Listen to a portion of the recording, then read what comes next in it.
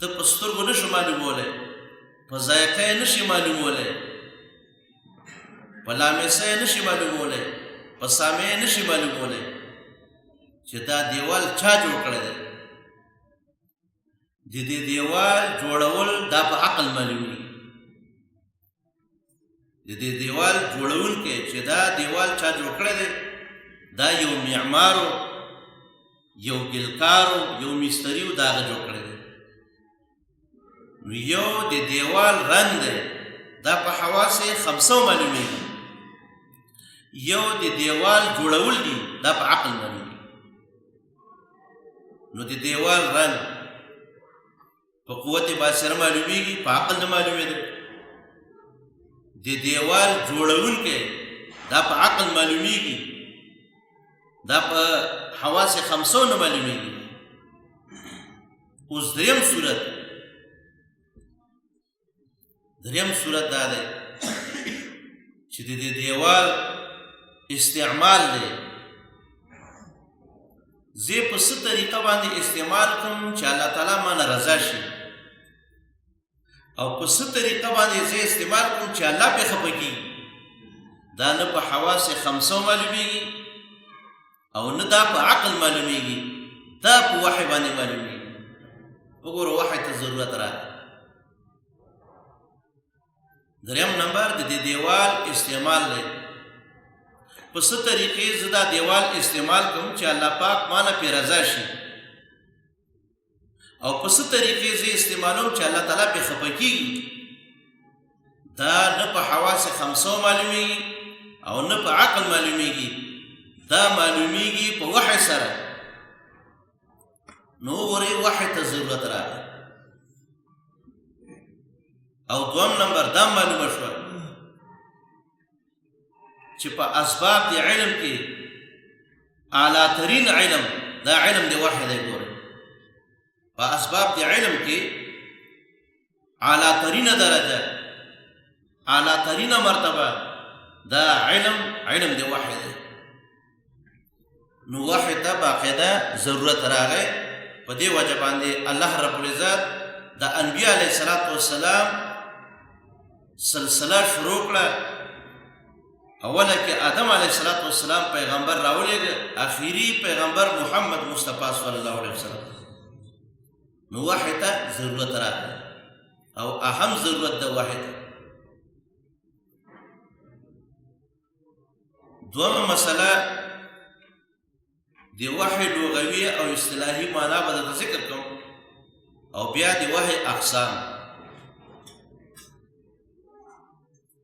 وحی په لغت کې الکلام الخفی، پټې خبرې ته ویل کېږي. وحی په لغت کې الکلام الخفی، پټې خبرې ته ویل کېږي. او ځینې علما دا تعبیر وکړي چې الوحی الاشارة، اشارې ته ویل کېږي. درېمه لغوي معنا یې دا هم ذکر کړې ده. وحی ویل کېږي الاعلام فی خفاء، څوک خبرول په پټه باندې. دا درې معناګانې د لغت ذکر کړي دي. الوحی لغتا الکلام الخفی، یا الوحی لغتا الاشارة، یا الوحی لغتا الاعلام فی خفاء، خفیه طور څوک خبرول. دا د وحی لغوي معنا ده. د وحی اصطلاحي معنا په اصطلاح د شریعت کې وحی چاته ویل کېږي؟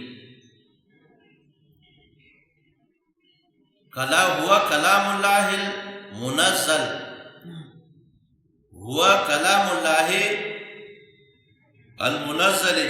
المنزل على نبي من أنبيائه عليه الصلاة والسلام.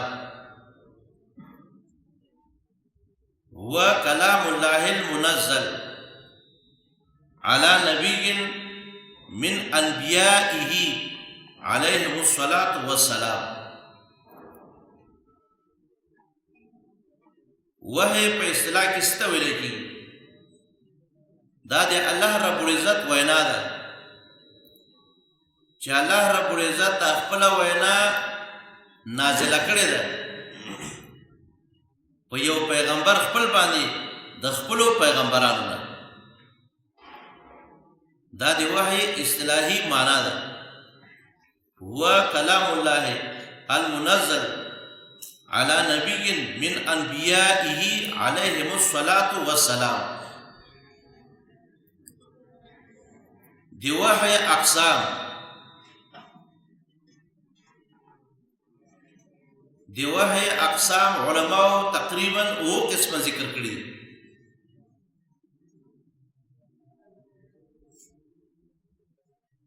اول قسم وحی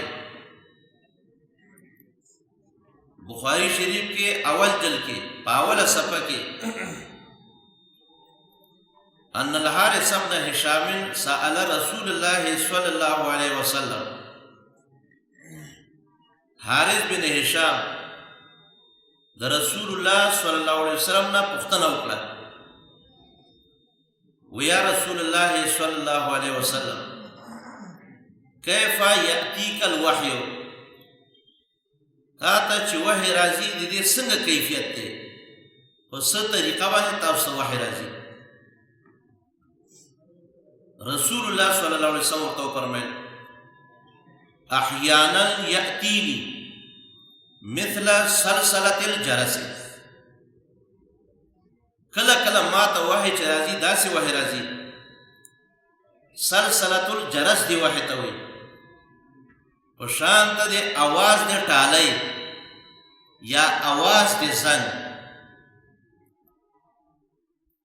نو اول قسم وحی دې ته وایي سلسلة الجرس. اول قسم وحی دې ته ویل کېږي سلسلة الجرس. او بیا رسول الله صلی الله علیه وسلم فرمایل وهو اشده علی، چې دا وحی ما ته سخت وي ځکه دلته ملائکه نه ښکارېدله. رسول الله صلی الله علیه وسلم ته چې به وحی کېدله د ټالۍ په شان یو اواز به راغی، لکه موبایل ته چې یو زنګ راځي. نو رسول الله صلی الله علیه وسلم فرمایل چې دغه وحی به ما ته سخته وه. دا سلسلة الجرس چې ورته وایي علماو ذکر کړي دي. ټالۍ کې دوه څیزونه وي، یو د ټالۍ اواز د زنګ اواز مسلسل وي، منقطع کېږي نه، مسلسل وي. دوم د ټالۍ اواز د هر طرف نه راځي.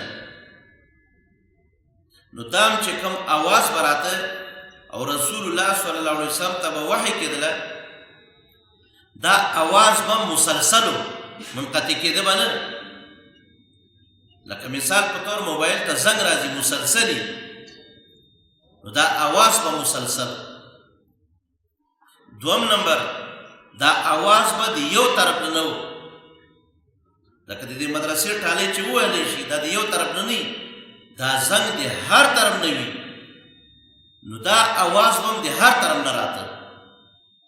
نو دا اول قسم وحی ده.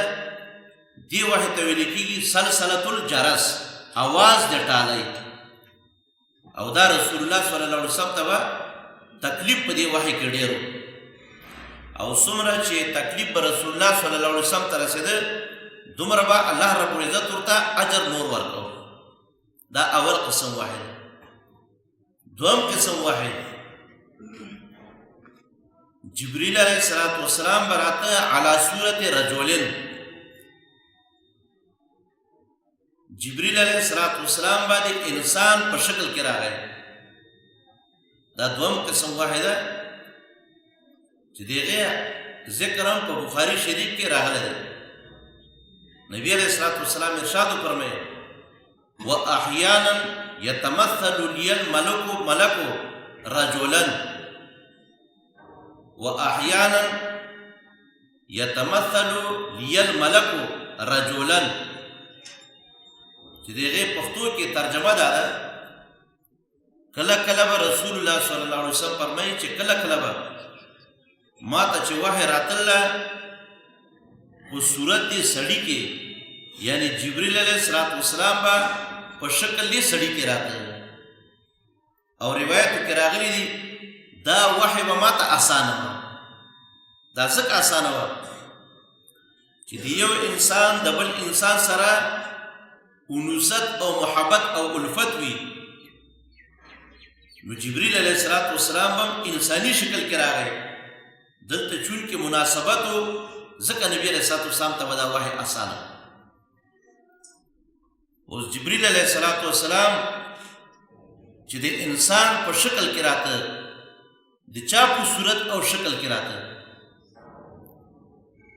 نو احادیثو مبارکو کې راغلي دي چې یو صحابي ده د هغه دحیة الکلبي نوم دی دحیه دحیه م ویلی کېږي دحیه م ویلی کېږي دحیة الکلبي رضی الله تعالی عنه دته الله رب العزت ډېر یو ښکلی شکل او جمال ورکړی جبرئیل علیه السلام به چې کله د انسان په صورت کې راته نو شکل به یې جوړ که د دحیة الکلبي رضی الله عنه د هغه په شکل کې به رسول الله صلی الله علیه وسلم ته راغی دا دوه قسمه وحی ده دا دوم قسم وحی دې ته وایي وحی علی صورت رجلین یعنی جبرئیل علیه السلام به راته علی صورت رجلین په شکل د انسان چې دحیة الکلبي رضی الله عنه دریم نمبر وحی ته ویل کېږي نفث فی الروع نفس فی الروع لکه حدیث کې راغلی دی رسول الله صلی الله علیه وسلم فرمایل ان جبرئیل بعض روایتو کې راغلی دی ان روح القدس ان جبرئیل نفث فی روعی جبرئیل علیه السلام زما په زړه کې القا وکړه زما په زړه کې واچول او داسې واچول ان النفس لن تموت حتى تستكمل رزقها دریم قسم وحی نفس فی الروع ورته وایي فی الروع نفس فی الروع دا دریم قسم وحی ده چې د رسول الله صلی الله علیه وسلم په قلب کې القا کول د رسول الله مبارک په زړه مبارک کې غورځول دا دریم قسم دی وحی ده نفس فی الروع ورته وایي څلورم قسم وحی د جبرئیل علیه السلام په خپل اصلي شکل کې راتلل دریم څلورم قسم وحی د جبرئیل علیه السلام په خپل اصلي شکل کې راتلل دا په ټول عمر کې صرف 3 کرته ثابت دي په ټول عمر کې 3 کرته ثابت دي اول ځل چې رسول الله صلی الله علیه وسلم د خواهش اظهار وکاو او جبرئیل علیه السلام ته وی چې زه تا په اصلي شکل کې وینم رسول الله صلی الله علیه وسلم خپل خواهش اظهار کړو چې زه تا په اصلي شکل کې وینم نو په دغه ځل باندې جبرئیل علیه السلام په اصلي شکل کې ولیدل یو وزر وغوړو یو وزر مشرق نه مغرب ته ورسېد 600 وزر دي د جبرئیل علیه السلام یو وزر وغوړو مشرق نه مغرب پورې ورسېد دا ټوله فضا بنده نو جبرئیل علیه السلام په اصلي شکل کې رسول الله صلی الله علیه وسلم یو ځل دغه وخت کې لیدل دوم نمبر جبرئیل علیه السلام کله چې رسول الله صلی الله علیه وسلم معراج ته معراج کې جبرئیل علیه السلام په اصلي شکل کې ولید دوم ځل جبرئیل علیه السلام په اصلي شکل کې په معراج کې ولید او دریم نمبر په مکه مکرمه کې مقام اجیات کې جبرئیل علیه السلام په خپل اصلي شکل کې ولید دا درې ځایونه ثابت دي. یو ځل نبی علیه الصلاة والسلام خپله خواهش کړی، دوم نمبر فی المعراج، دریم نمبر مکه مکرمه مقام اجیات. فتح الباری دا ذکر کړی. پنځم قسم وحی براہ راست دی الله رب العزت خبرې د رسول الله صلی الله علیه وسلم سره. پنځم قسم وحی د رسول د الله رب العزت براہ راست خبرې د رسول الله صلی الله علیه وسلم سره. علماء ذکر کړی دي دا صرف دو کرته شوي چې الله رب العزت براہ راست خبرې د رسول الله صلی الله علیه وسلم سره کړی دي. دا په ټول عمر کې صرف دو ځلې شوي. یو ځل په معراج کې شوي دي چې رسول الله صلی الله علیه وسلم سره الله رب العزت براہ راست خبرې کړي. دا په معراج کې شوي یو ځل. په بخاري کې اوږد حدیث دی. او دوم ځل بالکل په ابتدا د وحی کې، ابتدا د وحی چې کېدله بالکل په ابتدا د وحی کې د الله رب العزت براہ راست خبرې د رسول الله صلی الله علیه وسلم سره ثابت دي. په دې دو ځایونو کې د الله رب العزت براہ راست خبرې براہ راست وحی د رسول الله صلی الله علیه وسلم سره شوي. نو دا پنځم قسم د وحی شو. شپږم قسم د وحی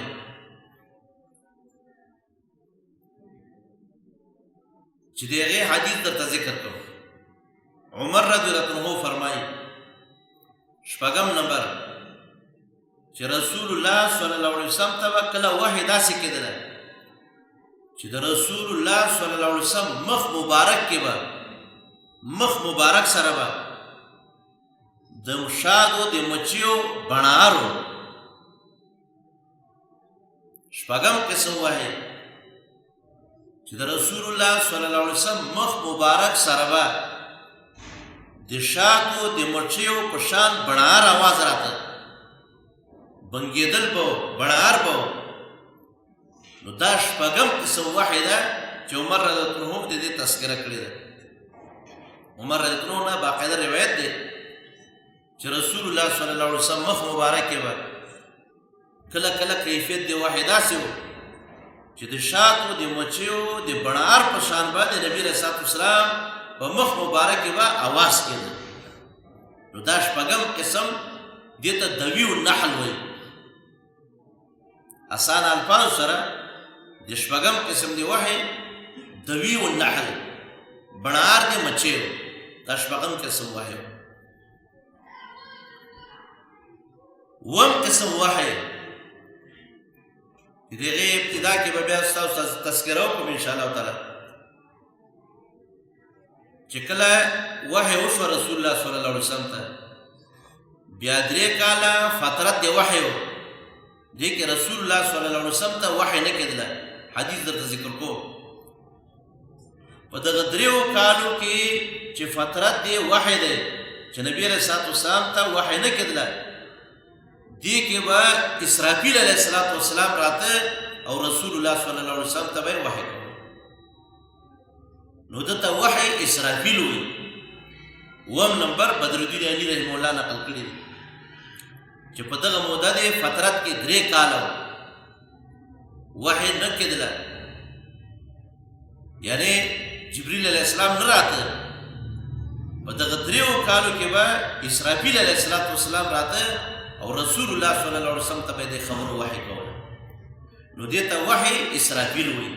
دا اوه قسمه وحی علماء محدثینو ذکر کړي دي.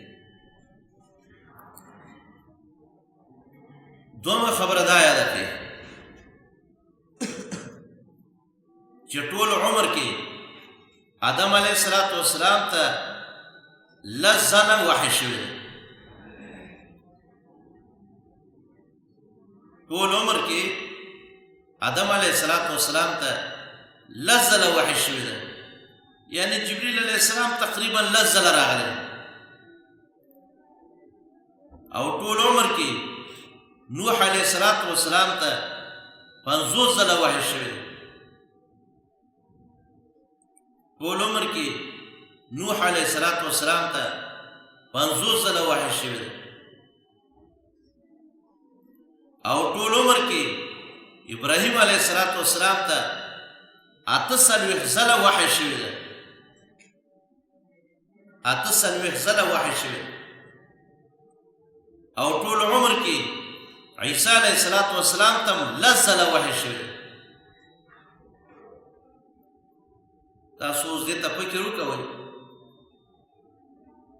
چې رسول الله صلی الله علیه وسلم ته کوم شان الله تعالی ورکړو. عیسی علیه السلام ته ټول عمر کې 10 ځله وحی شوې ده. رسول الله صلی الله علیه وسلم ته په دې 23 کالو زندګۍ کې 26,000 کرته وحی شوې.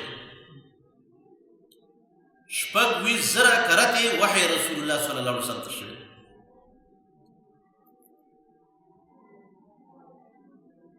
د رسول الله صلی الله علیه وسلم ټوله دوره د نبوت عموما علما ذکر کوي 23 کاله، خو چې پوره حساب یې کوي دا پوره حساب 22 کاله 15 میاشتې 14 ورځې ده. د رسول الله صلی الله علیه وسلم دوره د نبوت 22 کاله 15 میاشتې 14 ورځې ده. خدا کسر تی علماء حذف کړی دی نو ټول 23 کاله یادی. په 23 کالو کې 14 کاله دیتا مکی زندگی وی، 14 کاله مکی زندگی ورته وی، 10 کاله مدنی زندگی ورته وی، نو ټول 23 کاله شو. نو په دې 23 کالو دوره د نبوت کې جبریل علیه السلام چې راغلی رسول الله صلی الله علیه وسلم ته پوره 26,000 پیرې راغلی. 26,000 پیرې دومره جبریل علیه السلام یو پیغمبر ته نه راغلی څومره چې رسول الله صلی الله علیه وسلم ته راغلی. او بیا علماو یو حساب ذکر کړی دی په یو کال کې 355 ورځې وي.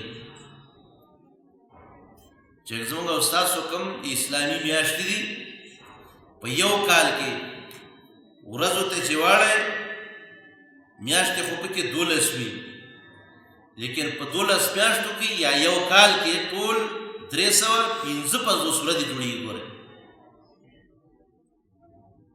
دې ته قمري حساب وایي او د شمسي حساب 365 ورځې راځي.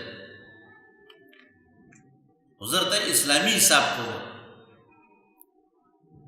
نو 23 کاله د رسول الله صلی الله علیه وسلم د نبوت دوره وه. یو کال کې ورځې 355 دي نو 23 ته چې زر ورکړي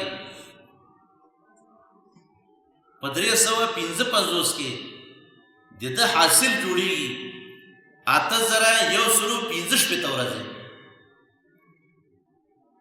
یعنی د رسول الله صلی الله علیه وسلم د نبوت دوره په کلونو باندې خو 23 کاله جوړېږي که نه، خو د 23 کالونه ورځې څومره جوړېږي. نو ما درته ذکر کړ 355 کې زر ورکړه په 23 کې نو دې نه جوړېږي 8,115 ورځې.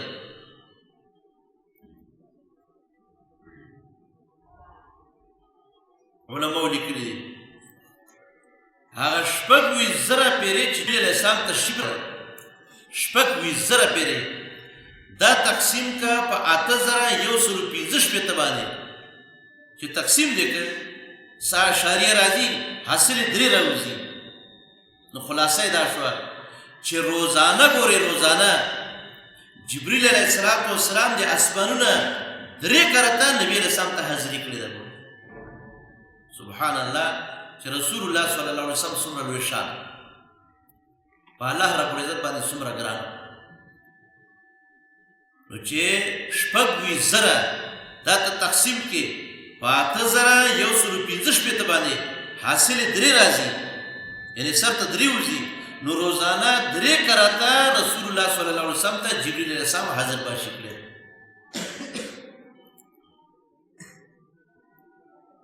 ټولنا اول وحی چې شوی اقرا بسم ربک الذی دی، او ټولنا آخری وحی چې رسول الله صلی الله علیه وسلم ته شوی ده دا آیات دی واتقوا یوما ترجعون فیه الی الله. ټولنا ابتدائی وحی اول وحی چې شوی ده دا اقرا بسم ربک الذی خلق 15 آیاتونه دي، او د ټولنا آخری وحی چې رسول الله صلی الله علیه وسلم ته تر شوی ده، او رسول الله صلی الله علیه وسلم بیا د دنیا نه تشریف وړی دی. نو دا آیاتونه واتقوا یوما ترجعون فیه الی الله، او ورسره دا آیاتونه نازل کړي دي الیوم اکملت لکم دینکم واتممت علیکم نعمتی ورضیت لکم الاسلام دینا. نو دی وحی ابتدائی آیاتونه دی سورہ علق دا 15 آیاتونه دي، او بالکل آخری وحی واتقوا یوما ترجعون فیه الی الله، او دوم نمبر الیوم اکملت لکم دینکم الی آخری.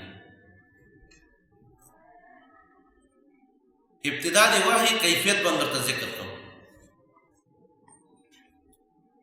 رسول الله صلی الله علیه وسلم چې کله 40 کالو ته ورسېد، 40 کلن شو، نو رسول الله صلی الله علیه وسلم 6 میاشتې خوبونه لیدلي. دی خوبونو ابتدا وشوه د ربیع الاول نه تر شعبان پورې. رسول الله صلی الله علیه وسلم چې 40 کلنې ته ورسېد، 6 میاشتې رسول الله صلی الله علیه وسلم خوبونه لیدلي. ګورئ 6 میاشتې، ربیع الاول، ربیع الثانی، جماد الاول، جماد الثانی، رجب، شعبان. دا 6 میاشتو کې نبی رسول خوبونه لیدل. او چې رسول الله صلی الله علیه وسلم به کوم خوب د شپې ولیدل الا جاء مثل فلق الصبح، دا خوب به داسې رښتینی و لکه اوس سبا ده، داسې به رښتینی و. یعنی چې رسول الله صلی الله علیه وسلم به د شپې خوب ولیدل نو بالکل به هغه رښتینی شو، هغه څیز به یې ولیدل سبا. دا سلسله دی خوبونو 6 میاشتې روانه. ثم حبب الی الخلاء، بیا رسول الله صلی الله علیه وسلم په خپل زړه مبارک کې فکر وکړ چې ځان له ځای کې ناست وی، د الله رب العزت عبادت مې کړی وی. ثم حبب الی الخلاء، نو دې ته ویل کېږي خلوت، یو جلوتي یو خلوتي. دا موږ او تاسو چې ناست یو دې ته جلوت ویل کېږي، یو بل سړی ویني. یو وی خلوت، خلوت دا معنی ځان له یو ځای کې کېنه د الله تعالی سره رابطه قایمه کړه، د الله پاک عبادت وکړه. نو رسول الله صلی الله علیه وسلم ته ثم حبب الی الخلاء، چې ځان له یو ځای کې ناست وي د الله تعالی عبادت مې کولی. نو رسول الله صلی الله علیه وسلم لاړ غار حرا ته. د خلوت موده څومره وه؟ یو روایت کې راځي پوره میاشت د رمضان 10 ورځې، بل روایت کې راځي پوره د رمضان میاشت او سره 10 ورځې د شوال، یعنی ټول 40 ورځې وي. نو یا 10 ورځې یا 40 ورځې دې ته وایي خلوت.